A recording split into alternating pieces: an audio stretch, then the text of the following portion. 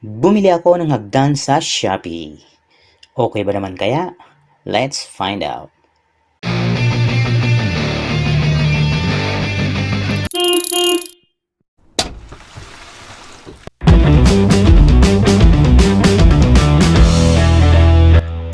Good day sa iyo! Kung ikaw ay mahilig mag-DIY, kailangan mayroon kang tools. At isa na nga rito ang hagdan para maabot mo ang mga bagay na hindi mo maabot. Ang hagdan na nabili ko ay Golden Dragon brand. Panoorin natin ang unboxing, assembly at testing. This is the tag.